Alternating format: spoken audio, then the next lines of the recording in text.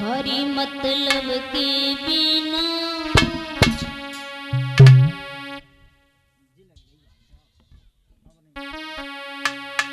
कि मतलब के बिना कोई न किसी का है प्यारा। मतलब के बिना कोई न किसी का है प्यारा।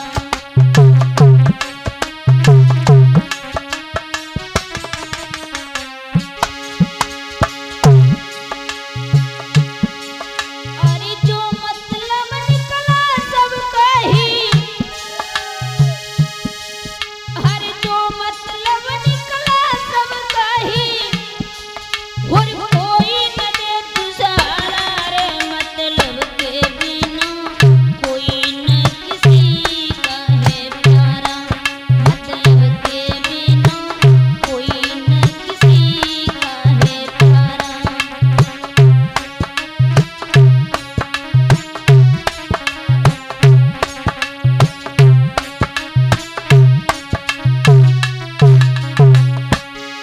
और बताया है, अरे जब तक बैल चले खेतन में तब तक डाले चारा। मतलब की दुनिया है। जो बैल होता है उसे भी कोई बिगर मतलब के घर नहीं रखता, बिगर मतलब के उसे कोई चारा नहीं डाल सकता। आप अब भी देख लो, गायें कैसी रोड पर मारी फिरती हैं, जंगल में मारी फिरती हैं, कोई नहीं पूछ रहा है, कोई कदर नहीं है, कोई वैल्यू नहीं है। बारे का मतलब जब तक बैल चले खेतन में तब तक डाले चारा। और वृद्धि भव सोई दया कसायन, अरे वृद्धि भव सोई दया कसायन। और गर्दन चली रवारा रे। मतलब के बिना कोई न किसी का है प्यारा।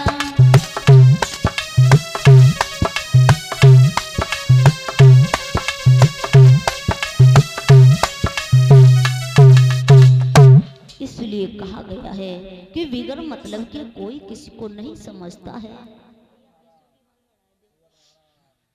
तो सुखदेव जी महाराज कहते हैं कि हे राजन परीक्षित, इसलिए कहा जाता है ये तुम्हारा चरखा जो बना दिया है बड़ा अनमोल है, बड़ा ही अच्छा है ये चरखा। इस चरखे के बारे में तुम्हें सोचना चाहिए। और ये चरखा सूत काटने वाला नहीं, दुनिया को चलाने वाला चरखा बताया है, लिखा है।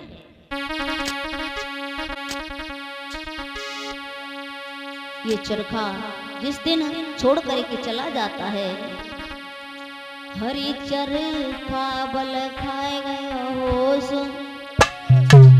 सुगड़ का तनहारी चरखा बल खाए गए हो।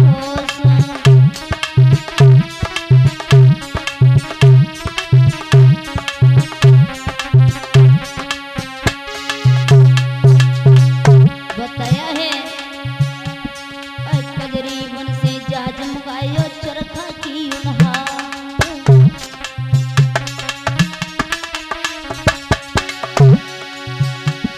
और ऐसो गड़ जा सुगड़ बढ़ैया, कबहू न टूटे जाको तार। कहे सुंदर नारी चरखा बल खाए गए हो।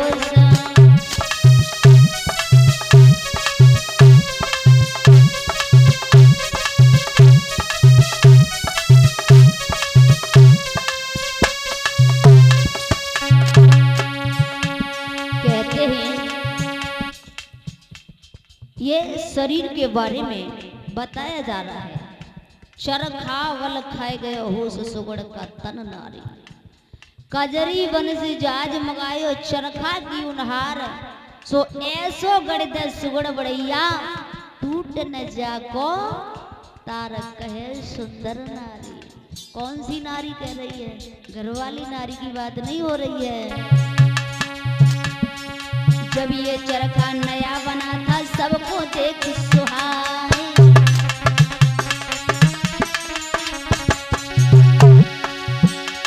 सो काम क्रोध मद लोभ मोह को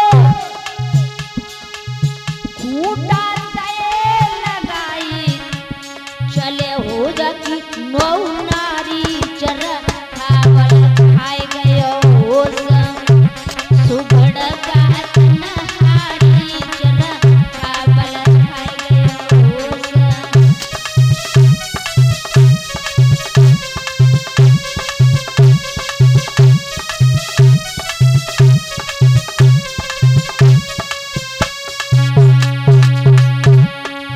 जब बच्चा पैदा होता है तो बड़ी खुशियां मनाई जाती हैं आंगन के बीच में, बड़े आनंद बड़ा जश्न मनाया जाता है।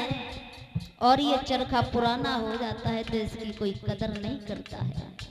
बुढ़ापा एक कन्या काल माना गया है, जिसे कोई स्त्री पुरुष लेना नहीं चाहते हैं, और जिस पर बुढ़ापा आ जाता है तो उसकी कोई कदर नहीं करता है। जैसे बच्चा होता है ना, जहाँ खेल रहा है वहाँ खेल रहा है, वैसे ही बूढ़े जहाँ पड़े वहाँ पड़े, कोई कदर नहीं है। बताया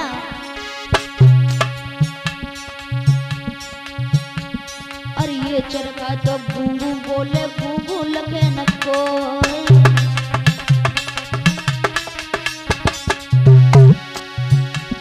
और गूंगू तो लगे कबीरा आवागमन नहीं होई, छूटी गयो संसारी चरखा बल खाए गयो होश।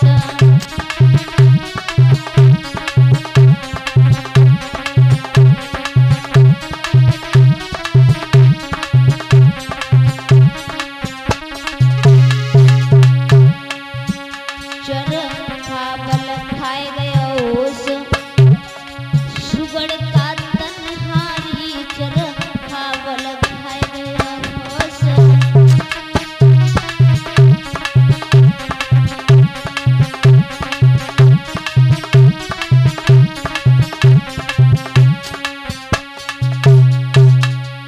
बोली गोविंद भगवान की।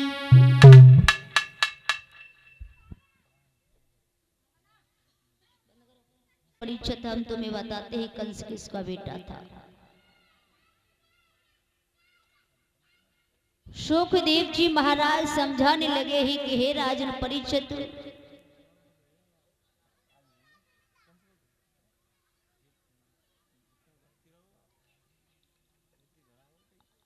तुम्हें हम बता रहे हैं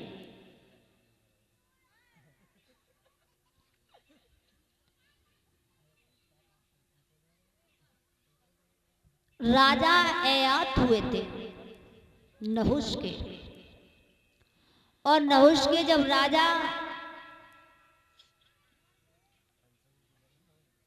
एयात हुए हैं तो राजा एयात की 56 पीढ़ी बाद राजा आहुक हुए।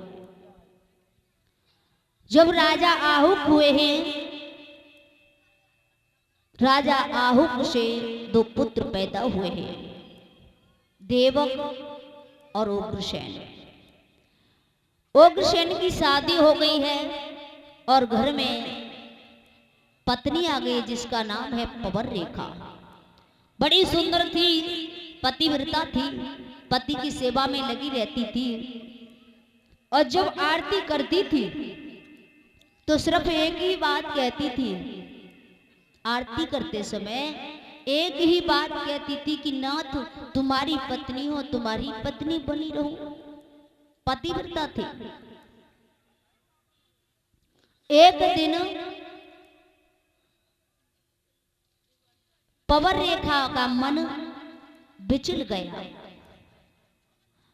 और जब मन उसका विचल गया है तो पवर रेखा अपने पति से कहने लगी कि सुनिए महाराज, हमारी इच्छा हो रही है कि हम वन विहार करें, आवे घूमे आवे, क्योंकि काफी दिन हो गए और मैं जंगल में गई नहीं हूं और एक ही जगह पर रहते रहते बोर हो गई हूं। ध्यान रखना भक्तों, एक ही जगह पर रहते रहते सच में बोर हो जाते हैं। रानी पवर रेखा बोर हो गई और पति महाराज से कहने लगी है कि नाथ मेरी बहुत इच्छा है और कहने लगी है